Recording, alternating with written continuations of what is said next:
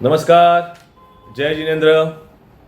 આજે મને એવું જાણવા મળ્યું કે ભૂપેન્દ્રભાઈ પ્રેસ કોન્ફરન્સ કરી રહ્યા છે અને મારા અને જયેશભાઈની પ્રેસ કોન્ફરન્સના જવાબ આપી રહ્યા છે.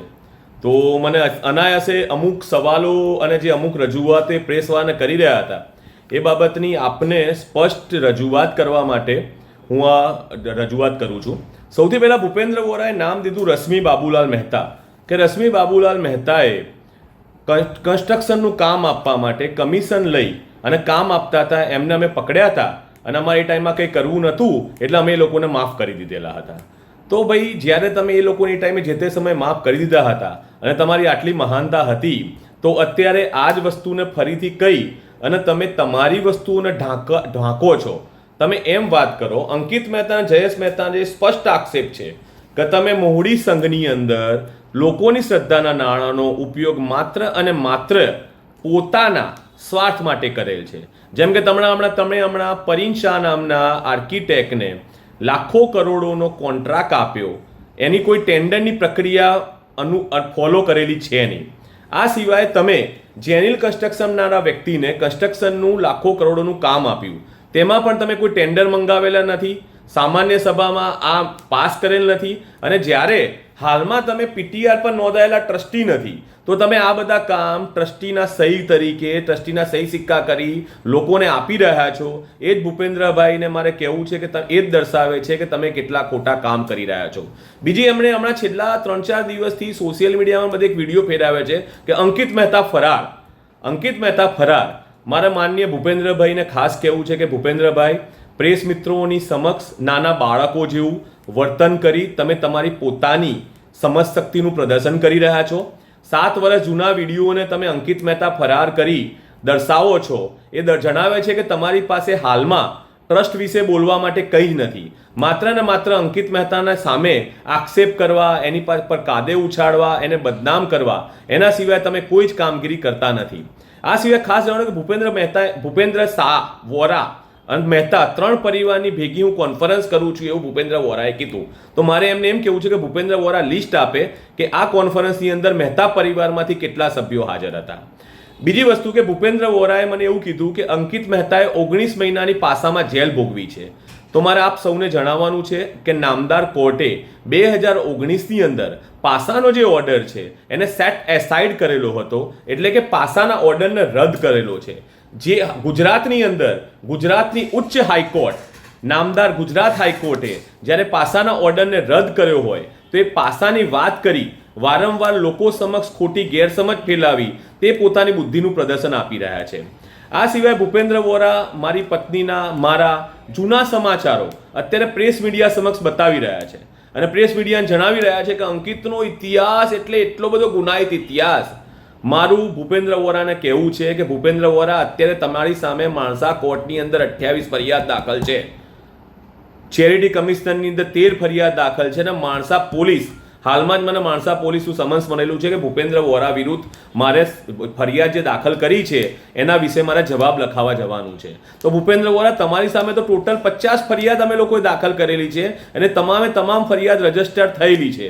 તો મારા કરતાં મોટો ગુનાહિત ઇતિહાસ તો ભૂપેન્દ્ર વોરાનો છે. આ સિવાય તમામ લોકોને અને જાહેર જનતાને મારી એક અપીલ છે. ભૂપેન્દ્ર વોરાએ અત્યારે એમ કીધું કે 65 કિલો સોનું મેં ખરીદેલું છે, આરટીજીએસથી આવેલું. એ તો મેં કીધેલું જ છે મારા સવાલમાં, મારી પ્રેસ કોન્ફરન્સમાં. મેં એમ કીધું કે તમે એમ કીધું કે 2017ની બેલેન્સ શીટમાં છે. તો આ 2017ની બેલેન્સ શીટ જે તમે ચેરિટી કમિશનમાં રજૂ કરાયેલી છે એની કોપી મેં પ્રેસના આપેલી છે. એ જ બેલેન્સ શીટ આ છે કે તમે અત્યારે જે બેલેન્સ શીટની વાત કરી છે, બેલેન્સ શીટ બીજી છે. એ ભૂપેન્દ્રભાઈ તમારા પ્રેસ સમક્ષ રજૂ કરવું જોઈએ. આ સિવાય તમે અત્યારે જે બી કામગીરી કરી રહ્યા છો, જે ખાલી માત્ર ને માત્ર મને કાદે ઉછળવાનો પ્રયત્ન કરી રહ્યા છો, તે કાદે ઉછળવાના પ્રયત્ન કરતા ભગવાન તમને સદબુદ્ધિ આપે. માત્ર ને માત્ર લોકોની શ્રદ્ધાના નાણાંનો ઉપયોગ જે તમે પોતાના અંગત સ્વાર્થ માટે કરી રહ્યા છો એને બંધ કરો. કારણ કે તમે એમ કહો છો કે લેબોરેટરી ટેસ્ટિંગ, આ 65 કિલોનો તમે લેબોરેટરી ટેસ્ટિંગનો રિપોર્ટ આપો ને, કે મેં 65 કિલો જે નીચે ભંડારમાંથી લીધું એ 65 કિલો સોનું મેં અહીં લગાવેલું છે, આ મારો લેબોરેટરીનો ટેસ્ટિંગ રિપોર્ટ, કે આ પત્રમાં તમામ સોનું 65 કિલો સોનું છે.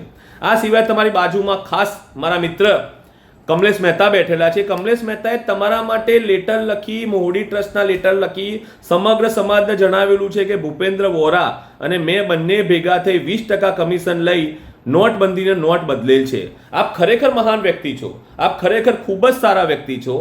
મને એ જણાવો કે 2017ની બેંકમાં ભરેલી સ્લીપની 2017થી લઈ 2018 સુધીની બેંકમાં તમે જે પણ નોટો ભરી તેની તમામ સ્લીપ આ પ્રેસ મીડિયા સમક્ષ જાહેર કરો, જેથી પ્રેસ મીડિયાને ખબર પડે કે તમે નોટબંધીમાં જે નોટો જમા કરાઈ હતી બેંકમાં એ માત્ર અને માત્ર 500 અને 1000ની હતી. તે બાબતે તમારા ખાસ મિત્ર અને મારા પરિવારના કમલેશ નવીનચંદ્ર મહેતાએ જે લખાણ લખેલું છે એ સત્ય સાબિત કરે છે.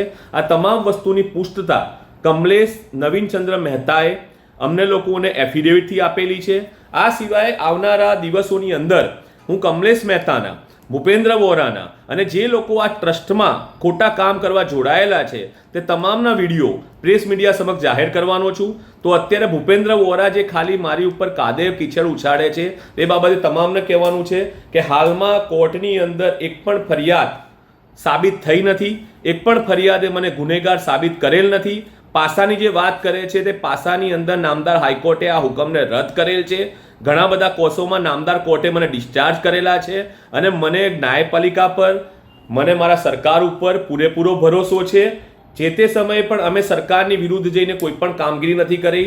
આજે પણ સરકારના કોઈ પણ કામમાં અમારી કોઈ પણ આવી અપ્રવૃત્તિઓ કે અસામાજિક પ્રવૃત્તિઓ નથી. મારું આપને ખાસ જણાવવું છે કે ભૂપેન્દ્ર વોરા જે અત્યારે મારા પત્નીને અને મને બદનામ કરવા માટે જૂના વિડીયો ફેરવી રહ્યો છે, તમામ પ્રેસ મિત્રોએ, તમામ જાહેર જનતાએ એને એ સવાલ પૂછવો જોઈએ કે અંકિત મહેતાના આ વિડીયો 7 વર્ષ જૂના છે, નવા શું છે, નવા એમને શું કામગીરી કરી છે એ વાત કરો. અને બીજું, અત્યારે ભૂપેન્દ્ર વોરાએ એક વિડીયો બતાવ્યો, એમ કીધું કે કાંદિવલીના એક ભાઈ છે એમની પાસેથી મેં સોનાના સિક્કા લીધા. મારું એમ કહેવું છે કે એ બાબતે મારે આજ સુધી રજૂઆત નથી કરવી, કારણ કે લોકોની શ્રદ્ધા તૂટી જાય. દાદાને એક પરમ ભક્તે ભૂપેન્દ્ર વોરાને દાદાનો મુગટ ભેટમાં આપેલ અને ભૂપેન્દ્ર વોરાએ સંસ્થામાંથી મુગટ બનાવવા માટે નાણાં ઉપાડેલ. એ બધા કારનામાની જાણ મને થતાં હું જે તે સમયે આ વ્યક્તિને મળેલ અને એ વ્યક્તિએ જણાવેલ કે ભૂપેન્દ્ર વોરાએ મને કીધેલ કે મારી પાસે આ બંને મુગટ છે, એમાંથી એક જ મુગટ છે, આપણે એક જ મુગટ બતાવવાનો, દાનના પૈસા મારા ઘરે આવી જવા જોઈએ અને સંસ્થાના જે પૈસા હું તમને આપું છું એ સંસ્થા તમને પાછળ આવતા. આ ભૂપેન્દ્ર વોરાના કારનામાની મને જાણ થતાં ભૂપેન્દ્ર વોરાએ એ કારનામા બહાર ના આવે એટલે મને દબાવવા માટે આવો એની ઓફિસમાં મળેલો સીસીટીવીનો વિડીયો મૂકી ગયો છે, જે ખરેખર